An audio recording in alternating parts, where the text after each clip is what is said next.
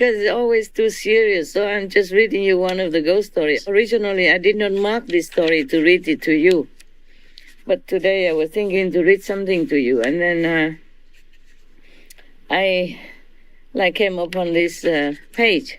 So I thought, oh, never mind. I'm going to scare them for a change. There are a couple of ghost stories. Actually, one is about a ghost, one is about a snake that became a beautiful woman. Both are kind of out of outer world, you know? It's not like human story. A human, but not only half human story. So, which one you like? The snake or the man with two wives? One ghost and one human. The snake. The snake. Snake? Okay, snake it is. Just because he became a beautiful woman, huh? You watch it now. Now it's like this. This is a story about a snake. I have to mark it so I know that I already read it. Mostly I just mark those, religious kind of stories, yeah, about the Jewish tradition and all that. But that we will have time for all that, okay? Today is almost like New Year, huh? Yes. And after midnight already, right? Yes. What time is it? 1:31. Wow. Aren't we good, huh? We really work day and night, no? Okay. So we spare some time today to talk about the snake. Thank you, Master. This story happened a few thousand years ago. In Vietnam, we also have a story. I also have a book. And in that book mentioned also several snakes, that became a woman, yeah, and lure the men, yeah, to make trouble for them. Some make trouble, some just to make them fall in love. Okay, this story is about a troublemaker snake. A few thousand years ago, like long time ago, yes. There was a handsome young man. He's a horse rider. One time he rode across the desert, and then suddenly he saw one beautiful woman, beautiful girl, standing in the sand. They say in the sand, not on the sand, so maybe she's half buried or something. Maybe she covered her feet. He was so startled because of her beauty. She's out of this world beauty. And then he got the coup de fruit. That means, say love at first sight, yeah? Yes, Master. Yeah. That in French, I get coup de fruit, no? Yes, Master. Yeah, means you have got the lightning of love. The lightning of love strikes you. And then the girl came up to him, held onto his, the rein of the horse. Yes. Yeah, and then told him, I love you. Just like that.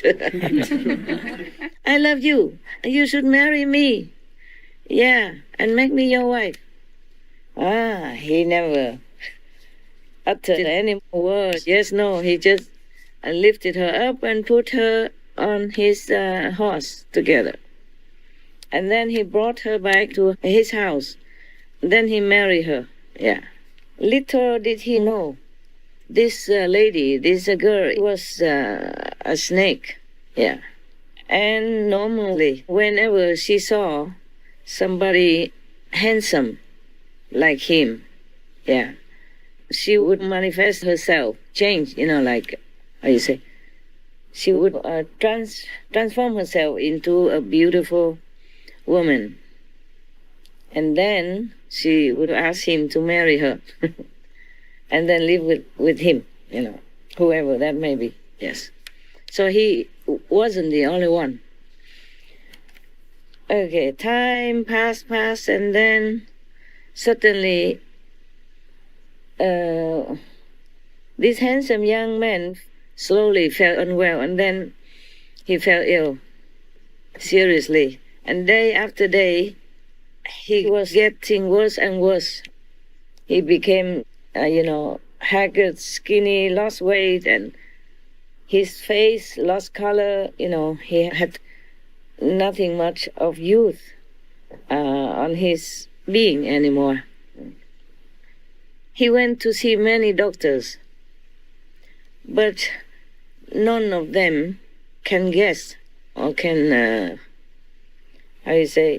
diagnose what's wrong with him. Yes. And they also don't know how to cure it because they cannot diagnose what's wrong with him. And because of that, day in, day out, day after day, he became weaker and weaker. Yeah. And losing more and more weight. And his life force seemed to be ebbing out of him. Just like a candle, is having less and less wax now and almost like gone, the light. Scary, no? Yeah. Oh, aren't you glad you're single? Yeah. Me too. I'm not going to look for any beautiful woman in the desert, I'm telling you, after this. One day, it happened that his wife went out, and there was one dervish. You remember dervish, right? Yes, Master. The Muslim followers of the branch of what's the name of that then? I forgot. Sufi. A Sufi, yeah, a Sufi branch of Muslim, yeah. So one of the followers or the priests went to that area and then happened to pass his house, and he went inside. He went to the door and asking for some alms, yeah, like all the priests do or monks do when they travel, because they don't have money with them. That's how they did in the old days, yeah.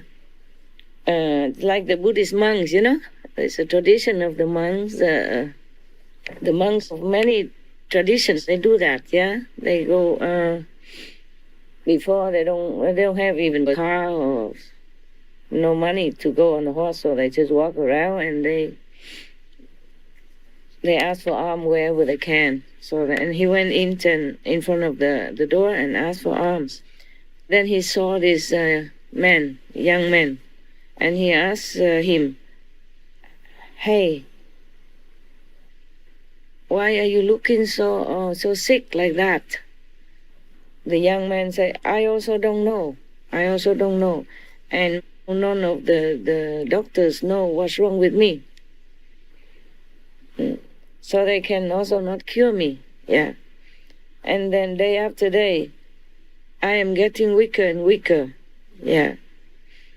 I don't know when I will be better at all. Yeah. So the dervish priest said to him, "Come here. Give me your hand. I have a look." He was looking into his palm, yeah? And he said to him, "You have a wife, right?" He said, Yes, I'm married." So the dervish asked him, "Do you sleep with your wife at night?" The young man said, Of course. "Yeah, but do you ever see your wife get up at midnight and go out of the room?" He said, "No, I never pay attention."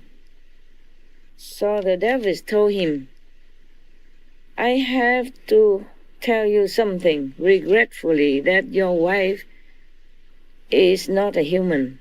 She's a snake." Oh, and then the man was very, very aghast. He could not dare to believe what the dervish priest said. So and then the dervish priest said to him, "Okay, if you don't believe me, then you can try this and that." Okay? So the man said, "Well, please tell me what to do." So the dervish said, "Okay, you today, when she cooked the soup, you put a lot of salt into her soup. Yes. And then you empty all the water in the house. none of the drop of water should be left. Don't leave any drop of water inside the house. But before that, you hide the key so she cannot go out, yeah?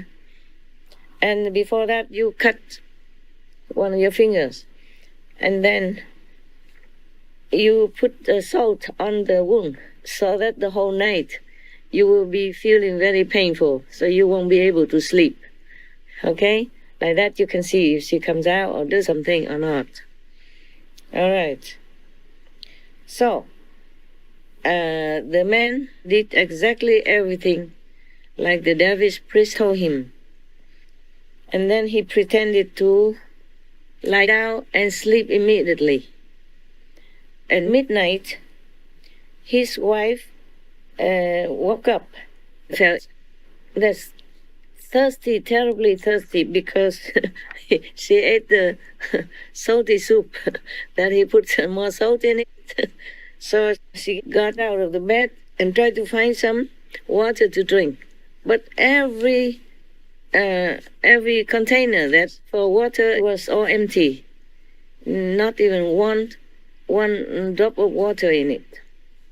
So she tried to open the door to go out, but it's useless because no key, and she didn't know where the keys were. And the man pretended to sleep very tightly, didn't see anything. So she tried very hard and she could not go out, so she lay down on the floor, turned around 3 times, and transformed herself back into a snake so that she could slide out from under the door gap. Okay, so she went out to the well outside, in the garden, and then hung herself down to drink some water from the well. And then she came back inside,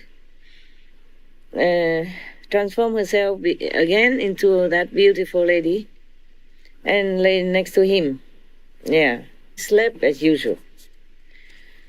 The young man, pretended to sleep, but he saw everything. He also did not say anything at all. Next morning, the dervish priest returned to his house and then asked him, "Did you see anything?" The patient said, "Yeah, I saw everything. I understand everything now." And then he told the priest everything that happened with his wife last night. So the priest said to him, "Now you have seen it all with your own eyes, eh? Do you want to get rid of her or not?" So the man said, yes, I want to. Because if he doesn't get rid of her, then he will die. Understand me? He will die sooner or later. Yeah, and very soon.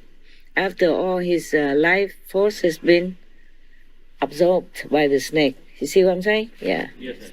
And the more she absorbs the human's energy, life energy, the more she becomes stronger. And then she can continue to do her trick. Yeah?